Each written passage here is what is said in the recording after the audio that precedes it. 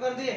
Okay, सभी बच्चों को एवं गुरुजनों को एक बार फिर एलटीएस विजन एकेडमी एवं एसपी इंग्लिश क्लासेस के यूट्यूब चैनल पर स्वागत है। एक बहुत ही अच्छा क्वेश्चन एक बच्चे ने पूछा है कि कोई एक एलिमेंट है, ध्यान देना बच्चों, क्वेश्चन जो है केमिस्ट्री का है, केमिस्ट्री की बात चल रही है यहाँ पे। क्वेश्चन है कि कोई एक एलिमेंट है, एलिमेंट्स एक्स, जिसका एटॉमिक नंबर हमको गिवन है 17 है। एटॉमिक नंबर 17 है। इसमें कुछ वैल्यू हमें फाइंड करना है। कौन कौन सी वैल्यू फाइंड करना है, तो यहाँ पे आपने लिख लिया एलिमेंट्स। सबसे पहले इसको आपको बताना है कि ये एलिमेंट कौन से ग्रुप का है।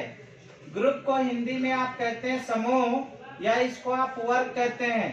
सेकेंड नंबर पे आपसे पूछ रहा है कि ये एलिमेंट किस पीरियड में पाया जाता है, यानी इसका आवर्त क्या है। अगला क्वेश्चन आपसे कह रहा है कि इस एलिमेंट का इलेक्ट्रॉनिक कॉन्फ़िगरेशन क्या है।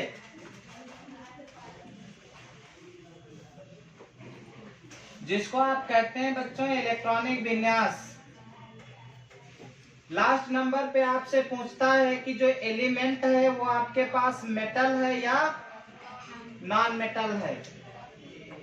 मेटल को हम क्या कहते हैं, धातु, और नॉन मेटल को क्या कहते हैं, अधातु कहते हैं। इसके अलावा और तो कुछ क्वेश्चन पूछा नहीं गया, इतनी वैल्यू थी ना। तो सबसे पहले हम बात करते हैं। तो आप लोग देखिए 9th से लेकर 12th के बच्चे जो होते हैं, तो यहाँ पे अक्सर ऐसा माना जाता है 9th 10th के बच्चों को 1 से लेकर 20 तक सारे एलिमेंट लर्न होने चाहिए। और जो 11th 12th के स्टूडेंट होते हैं, इनको कितने होने चाहिए, मिनिमम 30 एलिमेंट्स लर्न होने चाहिए। तो सबसे पहले हम बात करते हैं यहाँ पे। तो आप देखिए इसको कैसे एक्सप्लेन करते हैं। तो पहले नंबर पे आप 10 या 20 एलिमेंट नोट कर लीजिए। तो हाइड्रोजन, हाइड्रोजन के बाद हीलियम आता है, लेकिन अभी उसको नहीं लिखेंगे क्योंकि हमें ये नहीं पता है कि नेक्स्ट पोजीशन कहाँ तक जाएगी। तो हाइड्रोजन के बाद बच्चों क्या लिख लेते हैं, लिथियम के बाद फिर नाइट्रोजन, नियान के जस्ट ऊपर क्या आता है बच्चों, ओके। अब नेक्स्ट लाइन की बात करेंगे तो क्या आएगा, magnesium, silicon, phosphorus, sulphur, chlorine, argon. आगे क्या आएगा नेक्स्ट, पोटेशियम, कैल्शियम। यहाँ पे इतनी चीज। और एक सबसे अच्छा क्वेश्चन यहाँ पे छूट गया, जो बच्चों ने भी ध्यान नहीं दिया। इसका आपसे पूछता है एटॉमिक मास।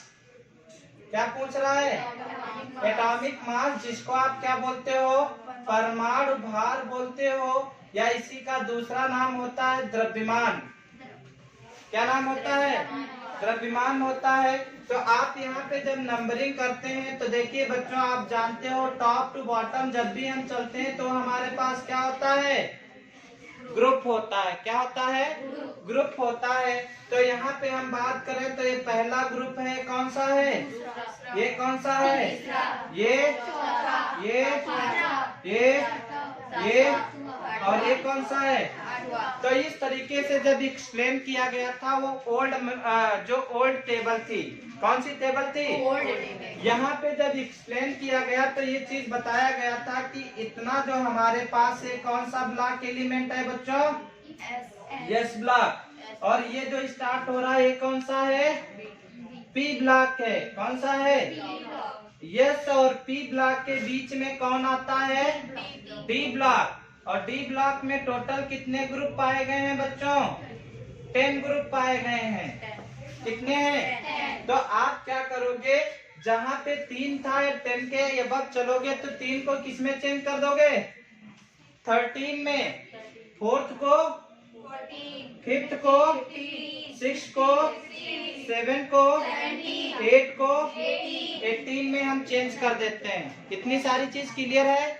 अब इनके एटॉमिक नंबर देखिए, हाइड्रोजन, फिर helium, lithium, beryllium, boron, carbon, nitrogen, oxygen, fluorine, neon, sodium, magnesium, aluminium, silicon, phosphorus, sulphur, chlorine, argon, potassium and calcium.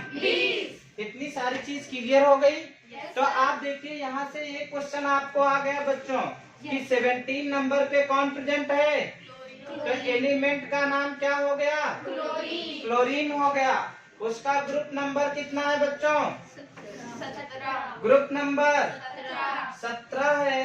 अब जब आप बात करते हो कि ये कौन से पीरियड में पाया जाता, तो आप ध्यान देना, जब भी हम लेफ्ट टू राइट जाते हैं तो यही हमारे पास पीरियड होता है ना बच्चों। तो यहाँ पे पहले नंबर पे हाइड्रोजन हीलियम आएगा, दूसरे नंबर पे कौन सा आ रहा है? क्लोरीन वाला आ रहा है, तीसरे नंबर पे हमारे पास कौन सा आएगा? क्लोरीन वाला आता है। तो यहाँ पे जब भी आप पावर की बात करते हैं तो कौन सा नंबर है? 3rd नंबर है।